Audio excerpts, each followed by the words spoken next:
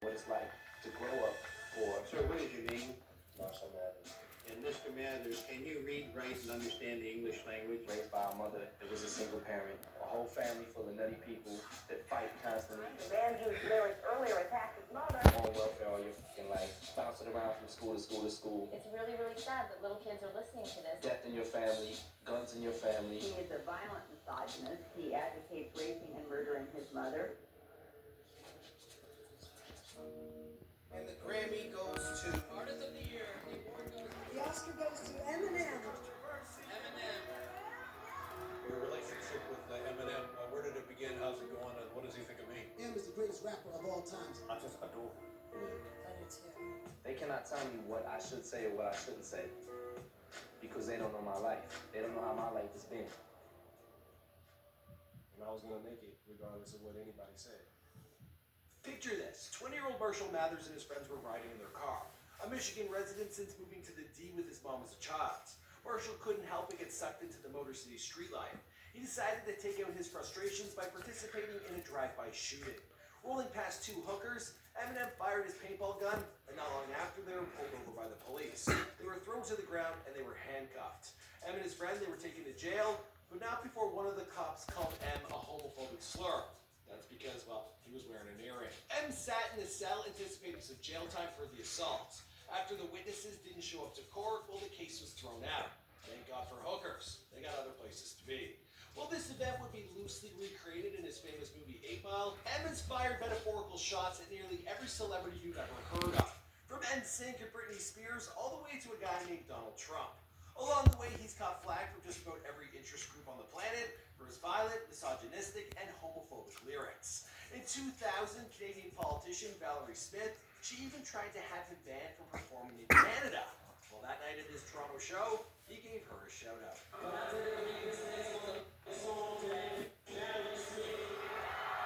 Even his moms tried to take a piece of the action, taking him to court for slandering her name. Hey, if you're over the age of 25, the chances are your parents have had some beef with Eminem's lyrics. But as the man once stated, Saving Private Ryan was the illest, sickest movie I've ever watched. I didn't see anybody criticizing that one for violence. Despite the controversy, M is widely considered the voice of a generation, producing 10 solo albums, 1 EP, a greatest hit CD, selling over 100 million albums worldwide, starring in a blockbuster film, and even winning an Oscar for his track Lose Yourself. Can you really name a more famous song from the last 20 years? I'll wait. Now, the icon has also overcome several personal obstacles during his professional career. This includes a messy on-again, off-again relationship with his wife Kimberly Scott, an addiction to prescription meds that nearly claimed his life, and the death of his best friend and D12 bandmate Proof. Unfortunately, the problems, they do not begin here. They actually go way, way back. And in order to celebrate a storied career as arguably the most famous artist of the 21st century, well, it's important to understand his roots. What's going on, guys? It's your boy Michael McCredden, documenting the life and career of Eminem prior to fame. Here for you, of course, I'll be Before They Were Famous. Now, we've done several profiles on Eminem over the past few years, but none of them have dug quite as deep as this one. And we're going to give the man the treatment he deserves. We've also done epic updates on Cardi B and Billie Eilish. You can check those out as well. In the meantime, if you have a celebrity in mind for us to do an epic bio on, sound off in the comments down below. This video was brought to you by our good friends over at Candy Pens. And now let's start talking about Slim Shady on Before They Were Famous.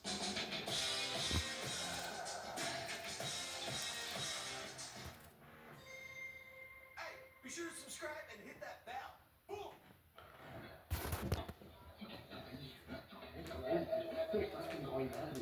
Well, the name Eminem in recent years has replaced automobiles as Detroit's most famous export. Even some of Eminem's biggest fans forget that he wasn't born in Motor City. Just watch self-proclaimed Eminem superfan DC Youngfly screw up his birthplace during a Genius Test episode. Yes, even superfans, we all fuck it up. He grew up in Detroit, but Eminem was actually born in what state?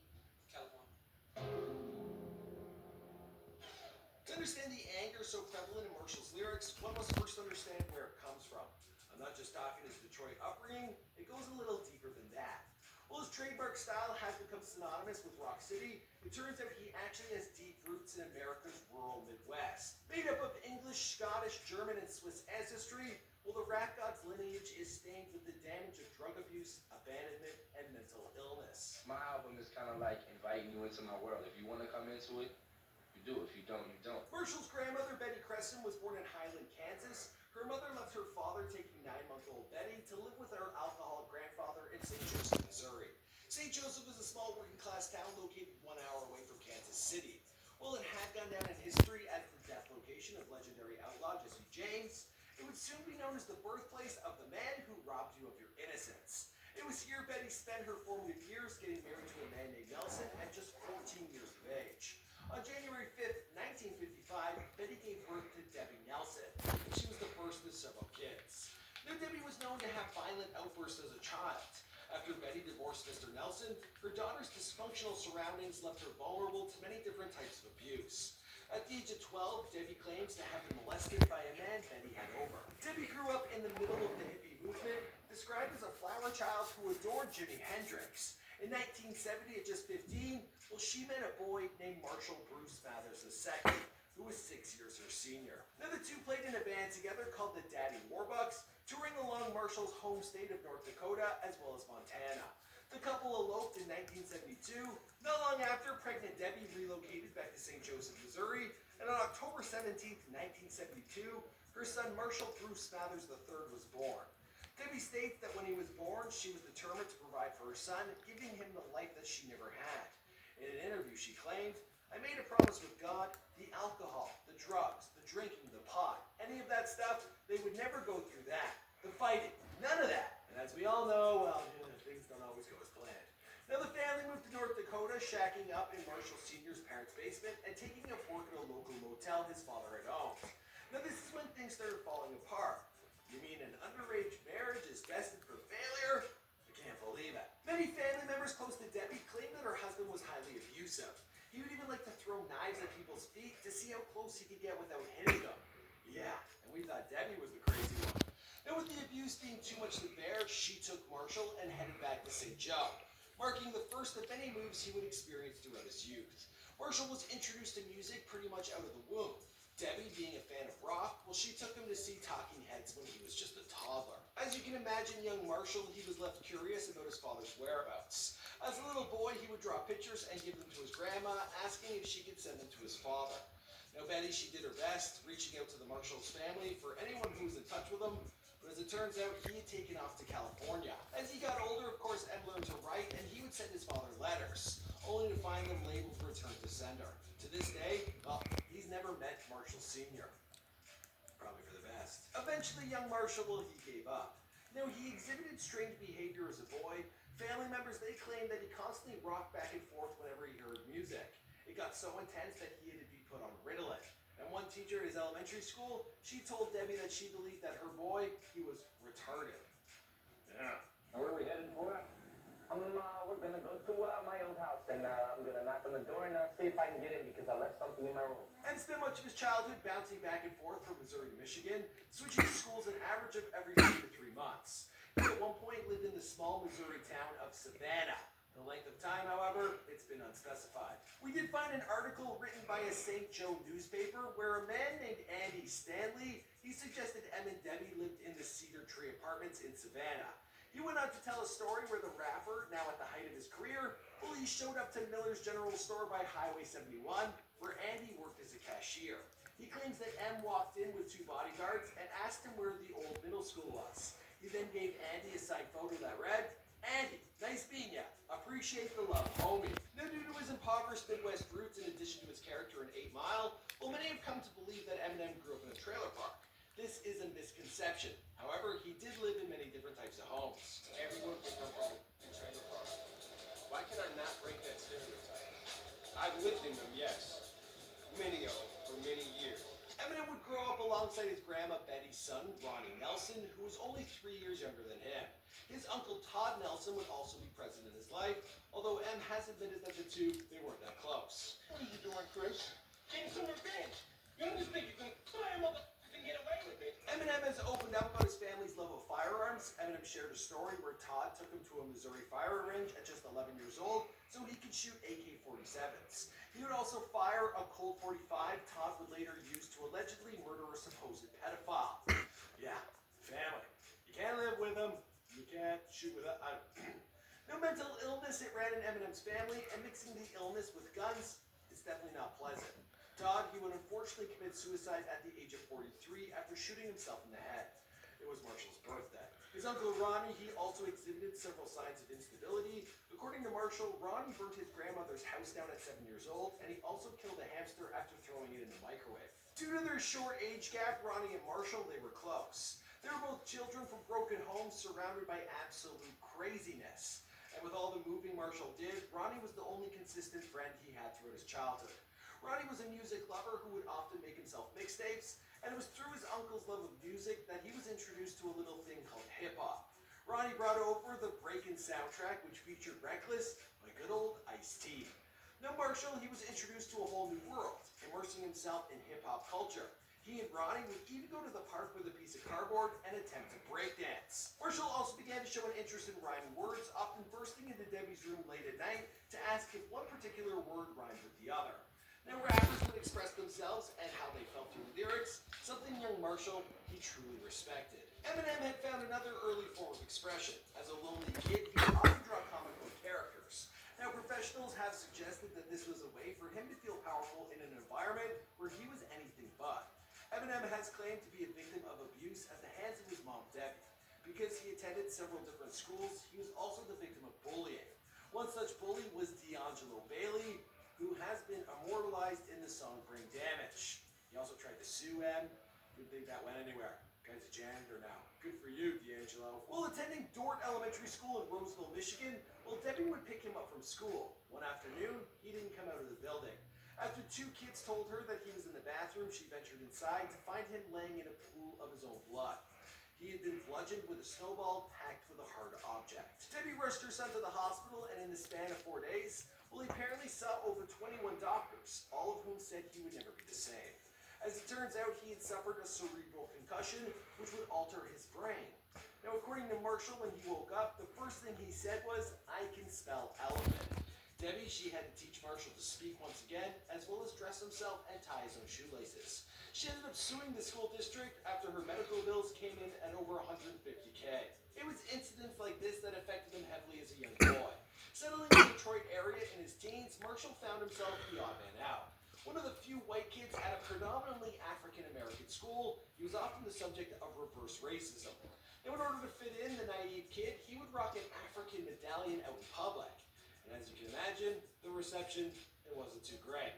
Anger was piling up inside him, and there was little for him to do. He couldn't escape through comics or superheroes. By now, he was a little too old for that. In 1986, a new record was released on the scene, something that caught the 14-year-old's attention. A record from an unusual trio out of Brooklyn who rapped about brass monkeys and how you just had to fight for your right to party. The record in question was Licensed to Ill, and that funny-looking rap group, well, they were the Beastie Boys. This wowed the young Midwest drifter, who at the time was only used to seeing black artists dominate the art form. Something clicked in his head, and from there on out, well, he knew that he wanted to rap. Speaking on the Beasties, M stated, "It was them being themselves that helped me figure out how to relax and be me. Made me feel like I could get up there and rock the mic and rock millions." Marshall became a student of the genre, studying the lyrics of not just the Beasties, but LL, Rakim, and Masta Ace. He eventually dropped out of Lincoln High School after repeating the 9th grade 3 times. He would later go back. I believe that it is a very important part of our freedom and an integral part of the American dream. Yet there are some women who say that they're not down with it. Around this time, Debbie would also give birth to his younger half-brother, Nathan. Now, the first time Eminem got on stage at a club was at a place known as the Rhythm Kitchen. His future manager, Paul Rosenberg, well, he posted a flyer from that very venue on his blog. Going by the initials M&M, the rapper, he wasn't able to let out a sentence before the audience began to boo. Well, his first time didn't work out, he kept at it. He studied the dictionary and he developed a unique rhyming skill few had seen before. My name is Shady. His name is Proof. Yo, we used to have a roof up on my house. Eventually he got so good that his friend Deshaun Holton, aka Proof, well, he would sneak him into the cafeteria at Osborne High School in Detroit. There he would make Eminem battle other aspiring rappers while betting money on the whiteboard. Eminem would tear them all apart, and since nearly everyone would bet against him, well, Proof made a pretty penny. The two, they would split the winnings when it was all done. Now, the two, they would often pull stunts like this. In fact, Marshall, he was often known for his goofiness.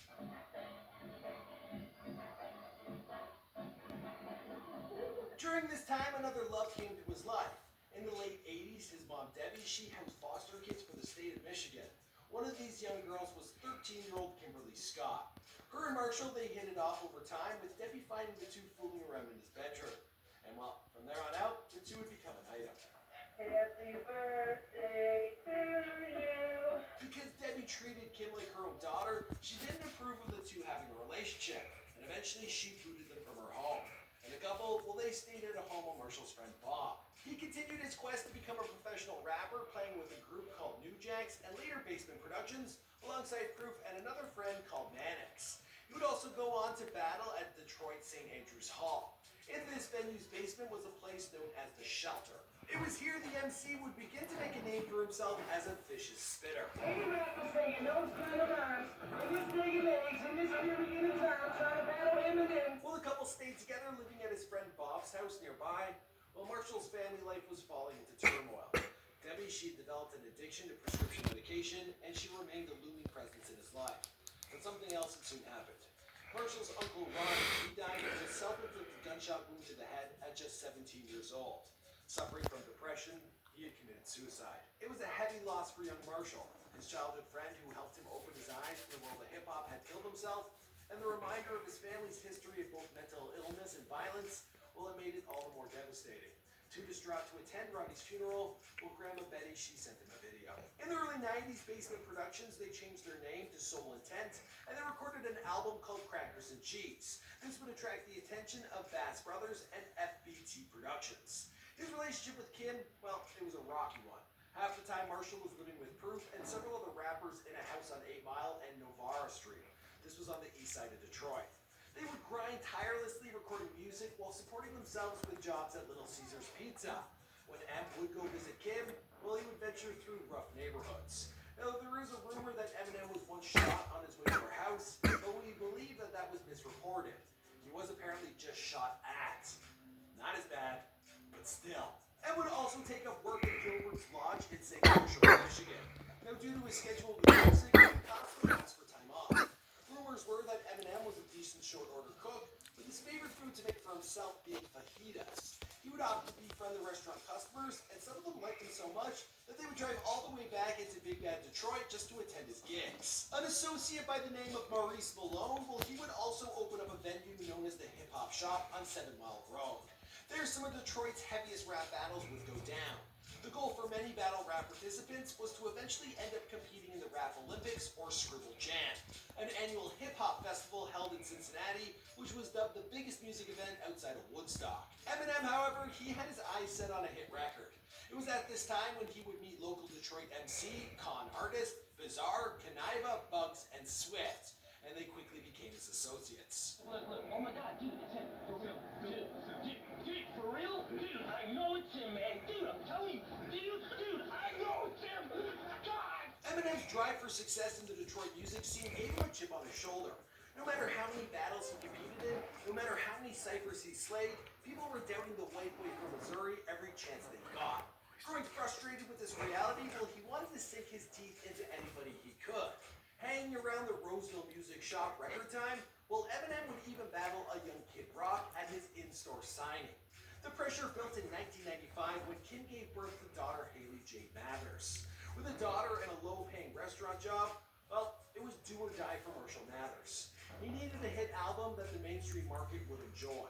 Signed to FBT Productions, the Bass Brothers, along with Kaniva, helped produce a 10-track album called Infinite. Along with the album's title track, Eminem's debut included upbeat, radio-friendly hits like Tonight, Searchin', It's Okay, and Never Too Far. With creative, fun, and catchy tunes from a unique voice like M's, there was no way this album could be anything than a smash hit. Infinite, it sold 1,000 copies. Now, things are going to go from bad to worse, but before that happens, well, I need to tell you guys about our friends over at an ill-fated attempt to replicate the sounds of MCs like Nas and Jay-Z, both of whom happen to be influences of Marshall's. His album had flopped, his peers in the music scene, they didn't accept him. On top of that, his relationship with Kim, it was falling apart. Moving back in with his mother, he would begin consuming pills from her stash. In 1997, he was fired from Gilbert's Lodge, and one night while down on his luck, he decided to end it all. Marshall survived the suicide attempt, but he had lost his drive to continue doing hip-hop. This was his life. His father had abandoned him, his family members, they had committed suicide. He had been robbed, he'd been beaten, he had been abused by everyone from the kids at school to his very own mother. And now his music career. But eventually Ed would be convinced to give it one last try. And this time, well, he would embrace the darker side of his artistry. This time he would harness the pain and the turmoil that he had experienced his entire life and develop an alter ego. This would be known as Slim Shady. With the personality of Shady, he began writing the craziest, most sadistic, and offensive lyrics possible. In 1997, the Slim Shady EP was released. The record's first track, Low Down Dirty, showcased his dramatic shift in content. The overall reception of the EP, it was positive, with most critics noting his change. Finally, the pieces started falling together. Eminem and Bizarre, they would travel to Jersey where they made connections with Outsiders, a hip-hop collective comprised of spitters from the East Coast. Eminem would take the stage with the Crew to open for the Wu-Tang in Staten Island. He would also begin working with Proof and his homies, forming Detroit rap group D12. With the power of the Slim Shady EP backing them, as well as his group mates, M continued rocking shows, eventually ending up in none other than Scribble Jam.